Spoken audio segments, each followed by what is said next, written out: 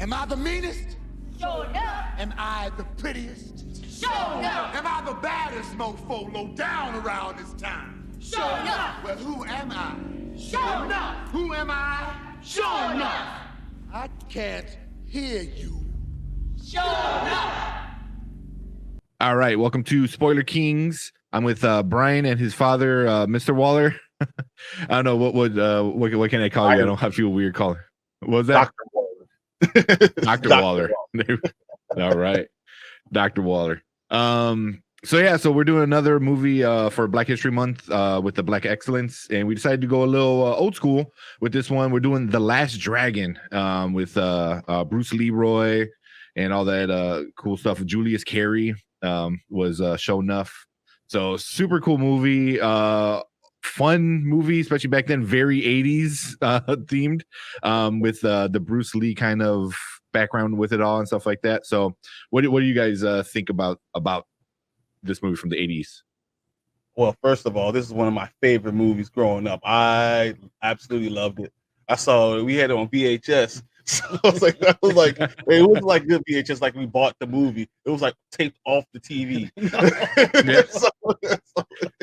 Yeah, I watched it. I've had to watch this movie at least 50 times. I had it on my iPad just like 2 years ago. So I know, like when we were going to Florida, I was watching it. So it's I think it's a movie that just keeps on getting better. I see more and more things every single time. But that's me. I really want to bring you on because you were around when it really was released. Yes. So I kind of want to more talk about the cultural importance of this movie and kind of give us an idea, a glimpse of how everything was at the time. Sure. So the time period and why was it important to come out with this movie then and having this guy who's almost like a superhero, but you know that was able to be so many things in a movie. Well, Black people being different type of characters. Sure. How that worked. Sure. We know that Barry Gordy produced the movie, and so it was at a time in media where you didn't see very many Black faces, particularly positive Black faces. You know, and to see Bruce Leroy come along, who not only didn't have to be a certain type of Black person, but can be a typical Black person and still be in a movie. That was a really, really excellent time to come out when it did. And you're right, in the 80s, you know, it was at that time when hip hop was developing, but then you had, you know, this character come out who wasn't very hip hop, but really was trying to find himself. And that was one of the things that really came out in the movie. And the timing of it was so great for that. Yeah, and then we had the Asian culture during this time too, because you know how hip hop and the Asian culture. I mean, everyone was going to go see kung fu movies every Friday night or wherever. You know, everyone in their the Converse and doing all these things. I mean, it was cool. And seeing this in a movie, seeing the cultural aspect of it, but also just the time period, the context of what's happening was awesome. And it brings you back when you watch the movie. Well, because I remember, I'm sorry, Tank, but I remember when, you know, the Kung Fu movie was so big, and I think everybody liked the genre of the Kung Fu movie, when you had, you know, flying across the sky or you know, or kicking someone through a wall or things like that. So that was such a genre of movie that sort of crossed every cultural boundary. Yeah. I mean, even in this one, I think. Sorry, I guess I might go. In this one, they even are watching one of the Bruce Lee's movie at one point. So it's just like, yeah, exactly. So it definitely like was able to like cross over to so many stuff, and it was very 80s, which it's kind of coming around again a little bit. You know, very big hair, very bright. You know, everything like that was very like fun to watch. When it comes to like crossing things, but also like you said, like he was just a normal kind of guy, you know, that was just like trained and stuff like that. But then you have the I don't know if I want to get into show enough yet, because he's like even today there's other characters that are based off of his look, his image, his attitude, and everything like that. So it's like not only was the bad guy or the good guy, Bruce Leroy was this bigger than life character, but it's like they also introduced like this villain that was probably one of the best unsung villains of the 80s that they're still what almost 40 years later like are trying to like recreate, you know, with different parts of them. So what do you think about that part? It's so cool because I think what it was, Show Enough had so much swag before.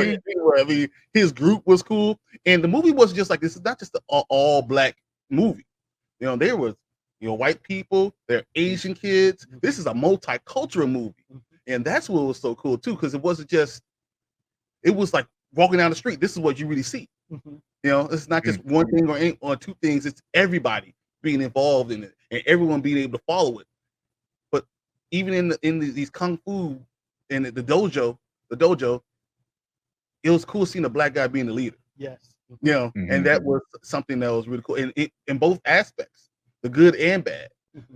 But he had more. It's more to being black than just being, you know, one thing or the other. It's a rainbow of us, and seeing that within a culture with everybody there was really cool. And knowing that you could do anything and be anything. There's no boundaries. I saw that along with the idea that we can have a multicultural group and black people can be the center and the leader of it. Yeah. You know, where it wasn't just one type of black person, but the whole spectrum of black people, whether it's from Show Enough, you know, who was a particular type of character. Then you had the little brother who was that type of character. Yeah. You had Vanity, who was a type of character. Yeah. And then you had Bruce Leroy, you know, a certain type of character. And the great part, I think, for a lot of young people at the time, it was like a coming of age type of movie. Exactly. Where trying to find yourself. Who am I? How do I fit in? And what do I need to do in order to find myself? You know, and Bruce Leroy going through that whole process of doing what the cookie said, or the fortune cookie, and listening, being very exact about every single thing. It was like, this is a belt buckle. What are you talking about? Right. Trying to find himself, and really, he was not able to find his potential until he got confidence in himself, and until he realized who he was. And I think a lot of young people really could identify with that in the 80s, and even now. And that's what makes it so different right now. That's such a great movie. Yeah, I think he had to go from being a follower to learning how to be a leader. And sometimes to be a leader, you have to accept yourself for who you are, flaws and all. You know, it's just, I love the character because, you know, he's nerdy, he's not really cool, but that didn't mean anything. Being nerdy didn't stop you from being great at everything. You know, and once he accepted who he was, he had the glow. The glow. Yeah, I mean, the glow. It's the coldest glow ever. So the movie was just so awesome. I have a question for you, Tay. This is why we're going. Do you think we could remake this movie now? Oh yeah, I think so. I think you can really like go crazy with it. You know, like there's so many like I would say, I mean, even back then they were like, you know, like Julius Carey was Show Enough, and he obviously had like a great career, is, you know, but like now is like there's so many like great black actors, you know, which I don't want to get back into the recast T'Challa thing, but that's like an argument that's having. But it's like, oh man, you could definitely get into it. I think because like so many people still love that karate kung fu genre. And I feel like this movie, like even on Rotten Tomatoes, I looked it up, it was like a 59%. And I'm like, really? You know, but I think the audience was around 85, 86. Yep. So I was like, I think you can redo it and really make it good, you know, with I think the graphics and everything like that. But you can have a really cool like bad guy, you know, like it'll be a little hard to like match his level, because he was also like when he fights Leroy, and there just have Busta Rhymes put his hair back where he was, go around like that, you know, we good to go. See, but that would be the difference. It's just that the emphasis will be more on hip hop, you know, than it was on R&B or even the Motown sound. It'll be more hip hop. And also, the great part about this movie, it had a certain innocence about it. Oh yeah. You know, Yeah. Bruce Leroy was somewhat innocent in really how to, function in really even in the black community. Yeah. Because for him, at one point, he was trying to was find out shunned. who he was. He was primarily focusing on the Asian community. Yeah. Mhm. For him, and that's what he did. But then also he had to realize that I also have to be able to function in the black community too. And that's when he realized, oh, his full potential as the Asian part of him in his kung fu, the discipline, and also as a black person, we bring them all together and getting the glow. I thought, Yeah. and so it'll be sort of different with the hip hop. It seemed like it'll be a little bit more rhyming, a little bit more serious than it was in the 80s. What do you think? I don't know. I don't know if it is to have to be that. When I think about, I hate going back to Black Panther, but when I think about Michael B. Jordan's character, when you talk about Killmonger, I feel like I saw some show enough in that too. Once again, a guy who has swag, that has all that charisma about him, and then we That have a straight attitude. ace guy, exactly. And I think you see that that dynamic, and I think that's what made Black Panther also easily bringing you in, draws you in, because you see these type of characters, you see these guys that are able to be different. And what I like about this movie, you wouldn't have to really distinguish African from African American. You could be an African American, and within that, still have multiple type of people in that. And I think that it could work, not just work today. I think it might be culturally important today if you did it the right way. If you didn't just do it as a money making thing, but more of a, this is something that we want to teach the kids of. This is what we're coming from, and the past repeats itself, and now we need to learn from it again. It sort of reminds me of, and I don't know how relevant this is to this, but you know how the Fresh Prince was? Yeah. And how the new Fresh Prince is? Yeah. And how the first Fresh Prince was, again, like this. Where cool and fun, and even a comedy. And even this movie has a certain lot of funny types of things going on, and it was really lighthearted. But then, like the new Fresh Prince, is a little more serious, a little more cutting edge. That's how it looked like. This new one will be a little more on the edge. With getting the glow and what it really would take in order to become who you are in the context to try to get you to conform. And he's one is like, no, I'm not going to conform. I'm going to be who I am to the fullest person that I am. That's awesome. Yeah. So one thing I remember, like watching it, I always thought of comic books, because obviously they're very comic book-esque, because I think just the way they dressed, to just the 80s in general, I think. But like, I don't know, would you want to see this in like always, because I'm not sure who owns the rights now. It's gotta be Motown. Like, you see, like, yeah, who is it? Motown? Barry Gordy still, he did everything. He wrote, did he produced, all that stuff. I mean, I want to see like a cool like mashup between like this and Shang-Chi, because I think that would be kind of like cool, maybe like taking something like that. I doubt they would do. Yeah, that would. Oh yeah, that would be really cool. Disney Plus. Cool. But like real quick, one thing I wanted to mention, because I know we kind of skipped over a little bit too, where you said like you were able to take like different, like also like they had like different cultures and everyone there in the classroom of Leroy, but also like Shonuff had his girls, so it's like, again, like he had like pretty badass women that like can kick butt, more or less. So that I thought that was like really cool too. And for me, it's like now, especially even talking about it, was like there's so many things that like movies like this opened up the door for. Like Black Panther is like, hey, like women can be badass. Like, yeah, look at this movie, So you're able to take like really cool ideas and transform them into what like the story you're trying to tell. And I think if you redo it today, you could probably start like the Fresh Prince thing. It was like that was very 90s, obviously, you know. But there was topics that were a little hard to talk about in the 90s because people weren't so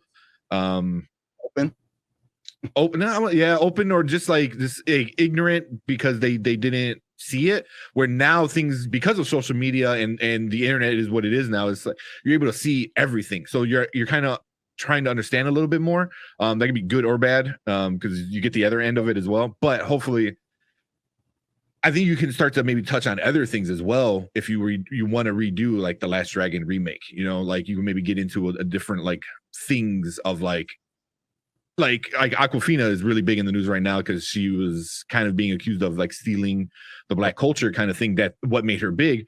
So it's like you could definitely like touch onto stuff like that and other things and like what does it mean, especially being like, you know, like Leroy, part of two worlds, you know, he's a Black man in New York, but also like trained by this I forgot what was he, but it was like an Asian, you know, a kung fu master, you know. So, you know, I think you can get into really cool stuff. Yeah. Sorry, What was it? We can also go the other way when we talk about Wu-Tang. Oh yeah. Oh yeah. Wu-Tang.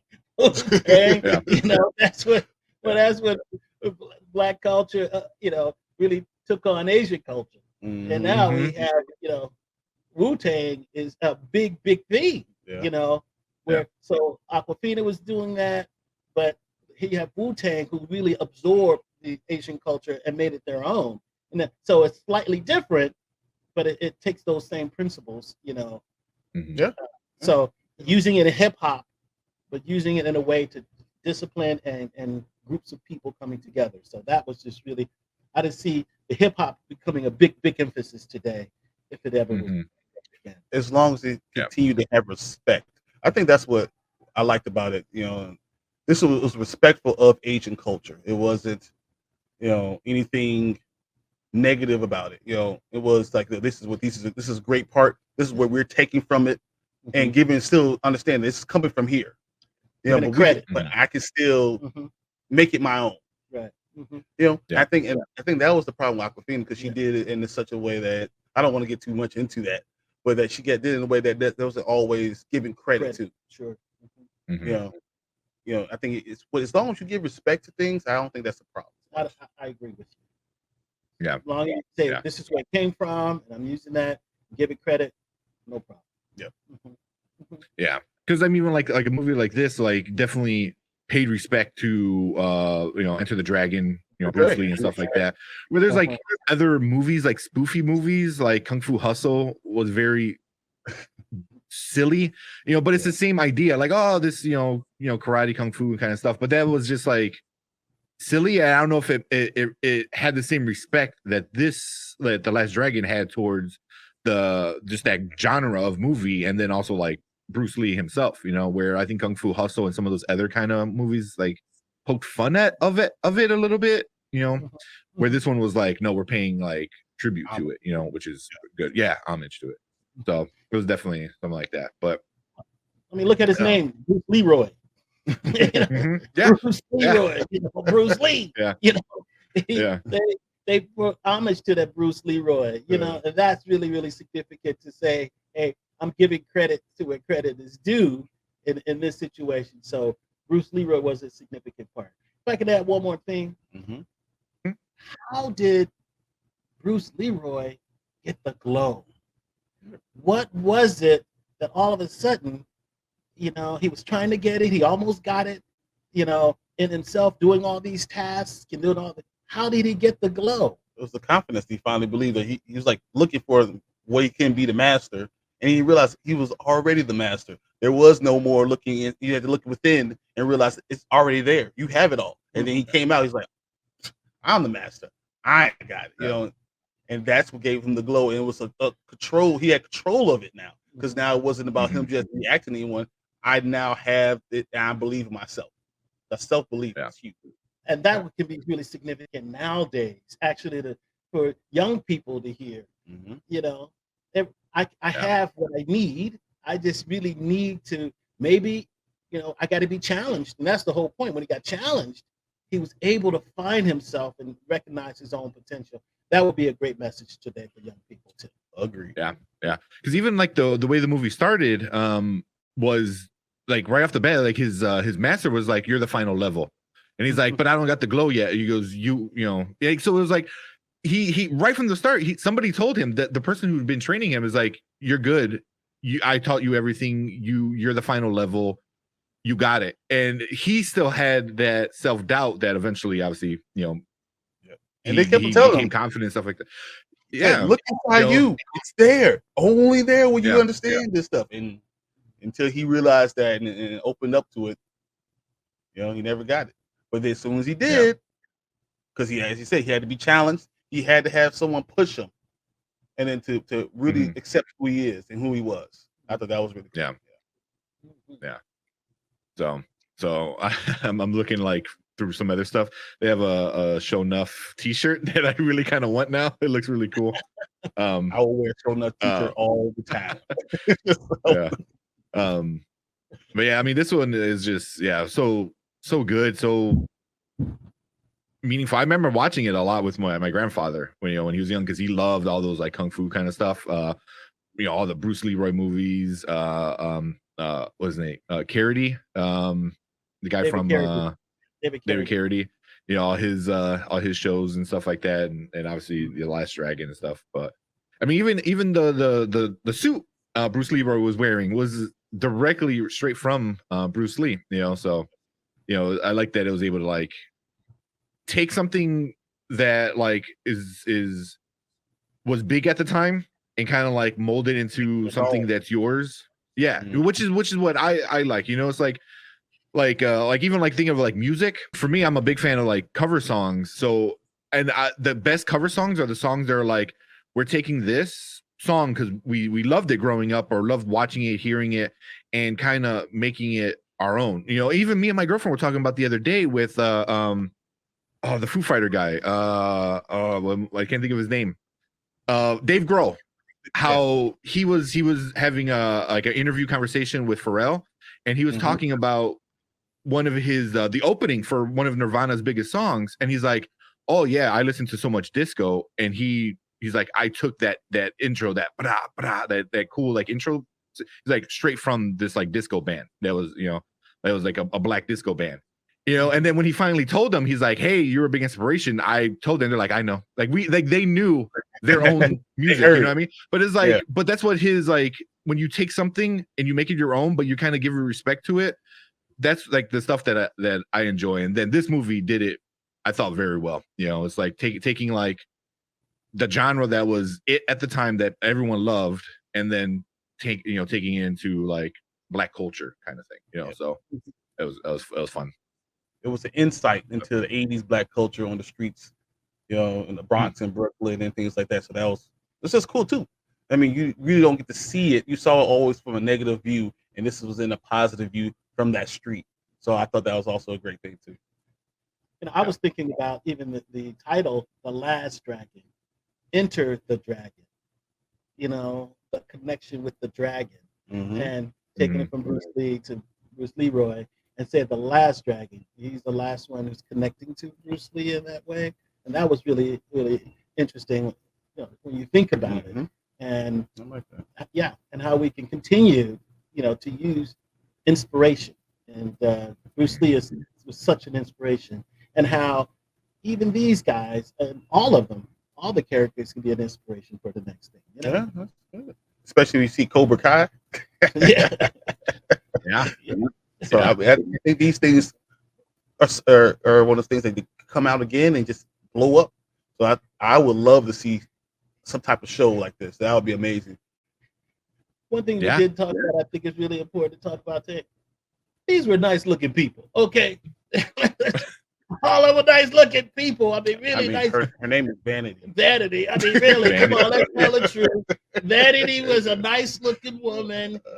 Here you have Bruce Leroy, a nice looking man. You have the little brother, again, nice looking people. And even Show Enough has swag. Yeah, he has so much for days, So therefore, you have these attractive, magnetic people in this movie. We can't not see that. That is, and that again sort of pulls you in and say, yes, this is the movie that we need to see. It's inspiring, and both for young and old. So it's a really, really good movie. Young and old.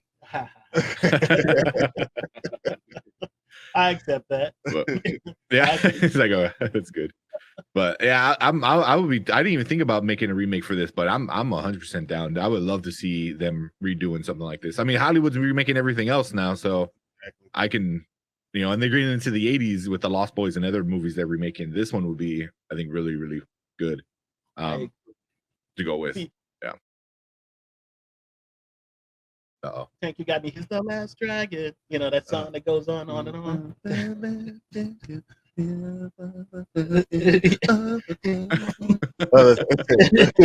I can hear it in my head now. All I hear is, am I the meanest showing up? Am I the prettiest showing up? No, that's not the baddest. Oh, that was so Mhm. That's so cool. Yeah. He was, Let's rate it and he real was pretty ripped. He was. Yeah. We should rate this. What do you? I want to hear what you.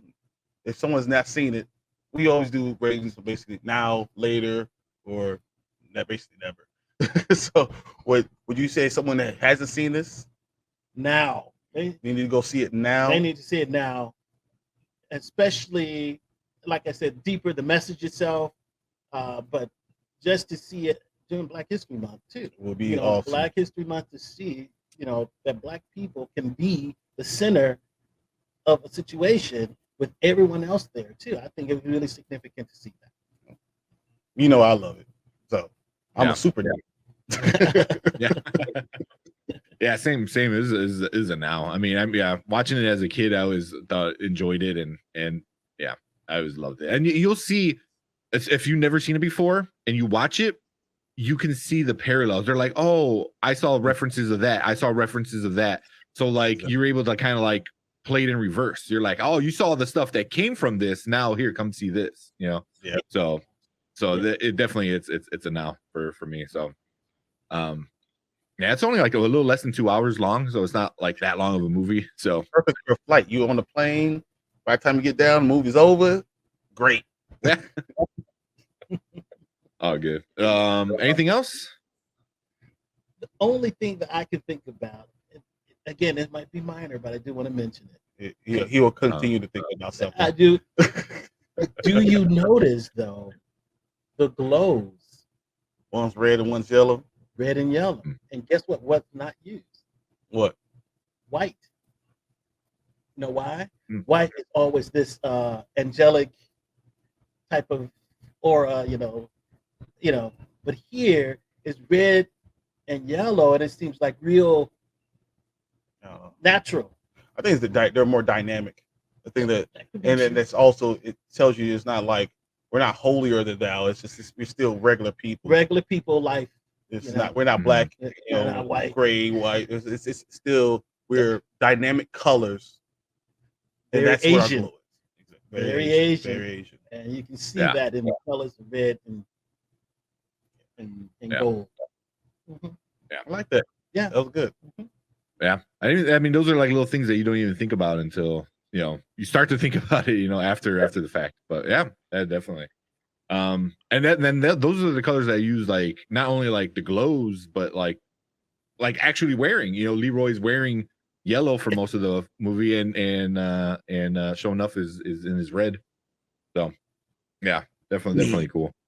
I know, I'm gonna definitely put some clips of the movie in this one. I think I might start it off with Show Enough, like doing his intro.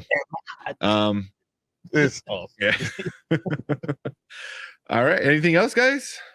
No, I mean, I really appreciate us to be able to do this, because I think this is one of those movies that really got me started on enjoying movies, enjoying the experience that takes you somewhere. Because it's not somewhere I was there already. I mean, this was the early 90s when I'm watching it 10 years later, So being able to take a trip and see something from a different viewpoint was awesome.